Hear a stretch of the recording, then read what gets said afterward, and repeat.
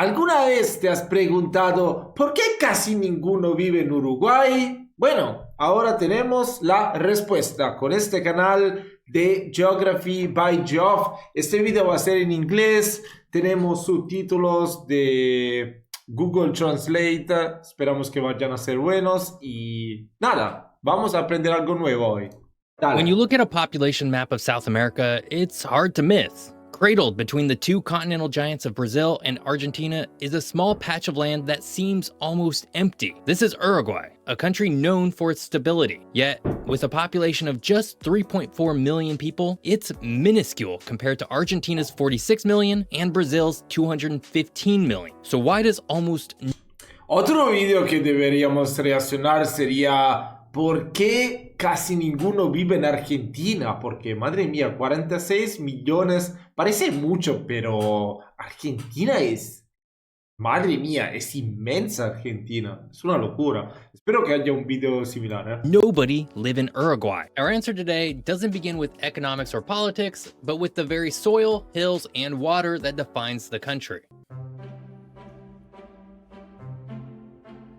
To understand Claro. Uruguay, we have to first look at its landscape. Unlike its neighbors, Uruguay Me lacks encanta, dramatic madre mía. geographic features. There is no towering Andean peaks, no impenetrable Amazonian jungle, no vast, arid Atacama Desert. The country is, for the most part, an extension of the Argentine Pampas, a bunch of low, rolling hills and fertile grasslands stretching throughout most of the country. This landscape is a rancher's paradise, land perfectly suited for grazing cattle and sheep, which would become the bedrock of its economy for centuries. This seeming simplicity is the first clue in Uruguay's mysterious population issue. The very openness of the land, its lack of natural barriers, made it incredibly easy to traverse. There were no isolated mountain valleys for distinct cultures to develop in seclusion or towering mountains to serve as easily defensible strongholds. The entire territory was accessible. On the surface, this sounds like a recipe for rapid settlement and prosperity. But here's where it gets really interesting. What if that very openness, that lack of natural defenses, made the land not easier to settle, but harder to hold on to? While its internal geography is defined by soft hills, its borders are almost entirely drawn by water. To the west, the Uruguay River creates a clear, wide boundary with Argentina. To the south, the country opens into the massive estuary of the Rio de la Plata, one of the most significant waterways in the entire world. And to the east lies the vast expanse of the Atlantic Ocean. In the age of exploration and colonization, these were the highways. They provided direct routes for trade, communication, and most importantly, for invasion. The Spanish and Portuguese crowns didn't see an idyllic pasture land. They saw a strategic port of entry into the heart of the continent. This brings us to the ultimate geographic prize, Montevideo. Situated on the northern shore of the Rio de la Plata, the Bay of Montevideo is one of the finest natural deepwater harbors in all of South America. For any maritime empire, controlling this harbor was non-negotiable. It was the perfect place to base a naval fleet, control trade flowing from the continent's interior, and project power across the entire region. Fertile land, a network of river highways, and a world-class harbor, it was the ideal blueprint for a thriving colony. And two of the world's most powerful empires, Spain and Portugal, both came to the exact same conclusion. This next part will change how you think about the relationship between geography and conflict. You see, the final piece of the geographic puzzle lies not in what Uruguay has, but in what it lacks. Its greatest natural resource is its soil. For centuries, the land was singularly devoted to cattle ranching. This form of agriculture is incredibly land intensive, but requires remarkably few people. A massive ranch, covering thousands of acres, might only be run by a handful of gauchos, or ranchers. Unlike the gold mines of Brazil or the diverse agricultural zones of Argentina, Uruguay's primary economic engine did not demand, or even encourage, a large population. It actively promoted a sparse, widely distributed one. So the very source of Uruguay's wealth was also a prescription for its emptiness. The land was open, easily accessible by water, and economically suited for a low-density population.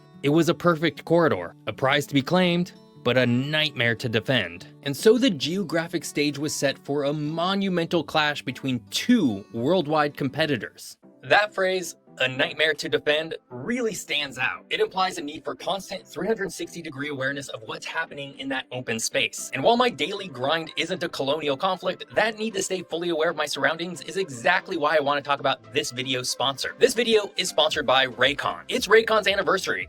These have become incredibly is the top as the big brands. And I think you should check them out. So click the link in the description box or go to buyraycon.com/geography-open to get 30% off the essential open earbuds. All right, so from a modern company making a smart move in a competitive market, let's get back to a historic one. A bold strategic move by Portugal that was like a dagger aimed at the heart of the Spanish Empire. España también fue parte del Imperio Portugués. Uruguay. Madre mía, tengo que reaccionar a algunos vídeos de la historia de Uruguay. No sé mucho. This land, known as the Banda Oriental, or eastern bank of the Uruguay River, was home to nomadic peoples like the Charrúa. They were fierce, independent hunter-gatherers, whose culture was perfectly adapted to the vast, open grasslands. But their world, which had existed for millennia, was about to be shattered by a colonial rivalry that began thousands of miles away. For the first 2 centuries after the Spanish arrived in the Americas, the Banda Oriental was largely ignored. Spain was obsessed with the silver of Peru and Bolivia, while Portugal was growing rich from sugar plantations in northern Brazil. This empty pasture land held no obvious riches. That all changed in 1680. In a bold, strategic move, the Portuguese sailed down the coast and founded Colonia del Sacramento, directly across the water from the Spanish stronghold of Buenos Aires. It was a dagger aimed at the heart of Spain's American empire, a foothold from which Portugal could control trade and smuggling on the Rio de la Plata. The Spanish reaction was swift and decisive. To counter the Portuguese threat, they established their own fortress on the coast in 1726, Montevideo. And with that, the game was on. For the next 100 years, the Banda Oriental became a permanent battleground. Control of the territory was a revolving door passed back and forth between 2 empires through a series of treaties and bloody conflicts. The land was too valuable for either side to ignore, but too difficult for either to definitively hold. This constant state of war had a profound effect on settlement. Few families would risk moving to a region where their farm could be overrun by a foreign army at any moment. The land remained sparsely populated, home only to soldiers, smugglers, and hardy gauchos. The game changer in all of this came from something happening thousands of miles away. In the early 1800s, the Napoleonic Wars in Europe shattered the power of Spain and Portugal, sparking wars of independence across South America. A charismatic leader named José Artigas emerged, fighting for a federal republic free from both European control and domination by Buenos Aires. He is now seen as the father of Uruguay, but his vision was much grander than just a single, small country. After the Spanish were finally expelled, the old rivalry simply took on a new form. The newly independent Brazil and Argentina immediately picked up where their colonial masters left off, each claiming the Banda Oriental as their own. In 1821,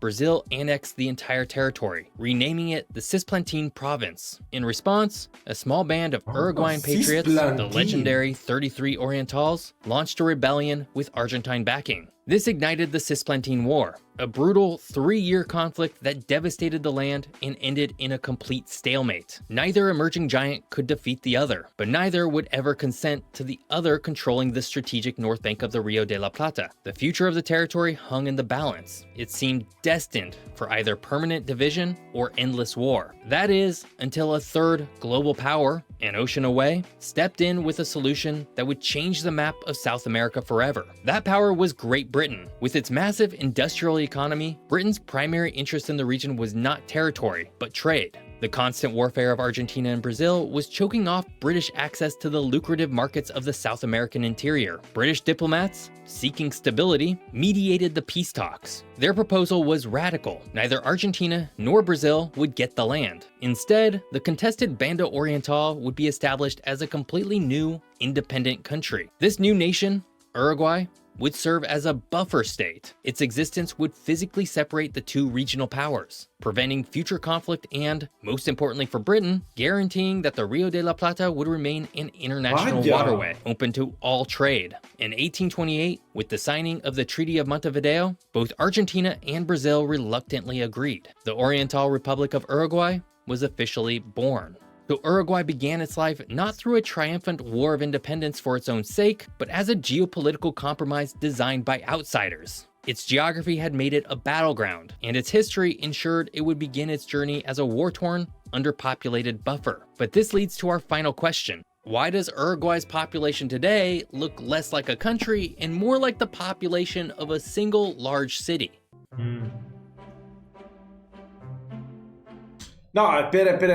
Después vamos a terminar el video, pero quiero reflejar un poquito porque no lo sabía todo eso. No lo sabía. Bueno, sabía que por un periodo fue parte de Brasil, Uruguay y que, bueno, que han luchado Brasil y Argentina, pero no sabía que se había puesto en el medio Inglaterra y decidió que Uruguay fuese provincia para separar las dos potencias. Muy interesante, muy interesante. Puede ser que haya otra visión de todo esto. Esa claramente con la historia siempre es diferente a quien les preguntas. Bueno, entonces, bueno, que me escriban sus propias ideas de lo que ha pasado, cómo es vista la historia de Uruguay en Uruguay. Quiero aprender más sobre este tema. Si también hay libros para leer, artículos, vídeos para reaccionar acá en el canal, los voy a buscar y nada, quiero documentarme un poquito sobre eso porque es muy interesante. Dale, vamos a ver por qué nadie vive en Uruguay. Bueno, nadie no, pero bueno, no mucha gente. Uruguay started its life as a war-torn, sparsely populated territory, which certainly doesn't help a country's population. But to truly grasp why Uruguay is so empty today, we need to start at the beginning of the modern era and the immense demographic forces that shaped the destinies of all three countries. The late 1800s and early 1900s saw one of the greatest migrations in human history, as tens of millions of Europeans, mostly from Spain and Italy, crossed the Atlantic in search of land and opportunity. This is the moment that would seal Uruguay's demographic fate. Imagine you're a poor farmer from Naples or Galicia in the year 1900, deciding where to risk everything for a new life. You look at a map of South America. To the south, you see Argentina, a vast country with seemingly infinite and fertile pampas, promising land for all. Its capital, Buenos Aires, is already blossoming into the Paris of South America, a beacon of culture and wealth. To the north, you see Brazil, a country of continental size with a voracious appetite for labor on its coffee plantations and in its growing cities. Then you see Uruguay, a small sliver of land, politically unstable for much of its early history, offering more of the same landscape as Argentina, but on a miniature scale. Why would you choose the small, uncertain option when its neighbors offered opportunity on a scale almost unimaginable back in Europe? Uruguay simply couldn't compete for migration. It was a small shop sitting between two superstores. While it did actually receive a significant number of immigrants relative to its size, it was only a trickle compared to the flood of people pouring into the ports of Buenos Aires and Santos. But it wasn't just about the pull from across the ocean. This next part is absolutely key to... Pero vale, eso lo entiendo, pero eso fue como hace un siglo. Oh, madre mía. Qué susto. No, eso fue como hace un siglo y medio, pero bueno, han pasado muchas generaciones desde ese periodo. Entonces, bueno. Understanding the population numbers. The real demographic story is about the immense gravitational pull of the cities that grew right on Uruguay's doorstep. Let's look at another map and find Montevideo. Now look directly across the wide expanse of the Rio de la Plata. There sits Buenos Aires. As it exploded into one of the world's great metropolises, it became a demographic black hole. It pulled in people not just from Europe, but from all over the region, including from Uruguay itself. For young Uruguayans seeking opportunity, the brightest lights and biggest dreams were often just a short ferry ride away. Today, the greater Buenos Aires metropolitan area is home to roughly 16.3 million people. A single city, a stone's throw away, holds nearly 5 times the entire population of its neighboring country. Now look to the north, to Uruguay's other border. The closest major city in Brazil is Porto Alegre, the capital of the state of Rio Grande do Sul. For centuries, this region of southern Brazil competed directly with Uruguay. As Brazil industrialized, Porto Alegre became a powerhouse of its own. Today, its metropolitan area is home to about 4.4 million people. This means that the closest major city in Brazil also has a larger population than the entire country of Uruguay. Sandwiched between these two colossal urban magnets, Uruguay never stood a chance of developing its own massive population center on the same scale. Facing this reality, Uruguay chose a different path. Unable to compete on size, it competed on quality. Throughout the 1900s, the country invested its agricultural wealth into creating one of the most progressive countries on earth, with a strong social safety net, free education, and a high standard of living. It became known as the Switzerland of South America. This model fostered a stable, educated, and relatively egalitarian society. But it was not a model built for explosive population growth. Paired with a low birth rate and an aging populace similar to that of many European nations, Uruguay's population has remained stable but small. So why does almost nobody live in Uruguay? First, its geography created a landscape whose primary industry, ranching, required vast amounts of land, but very few people. Second, its history forged Eso es bastante similar comparándolo con Australia también, diría, ¿no? it as a small buffer state, giving it a tiny population from the very beginning. And finally, the immense demographic gravity of its neighbors and their megacities pulled the 1900s wave of growth and migration towards them, leaving Uruguay a quiet demographic shadow. But the emptiness of Uruguay is not a sign of failure. Rather, it's the defining feature of a unique and remarkable country that most would be envious of today. Uruguay is home to only 3.5 million people today, and about 2 million of those Uruguayans live in the capital and major city of Montevideo. So there is an urban life in the country, but it definitely pales in comparison to, say, Buenos Aires. This week, I've made my way all the way to the capital of Georgia, Tbilisi. This is, hands down, one of the most interesting cities in the world. It's also one of the most complicated historically. So if you want to learn more about it, come join me over on my travel channel. I hope you enjoyed learning all about Uruguay. If you did, be sure to check out this video.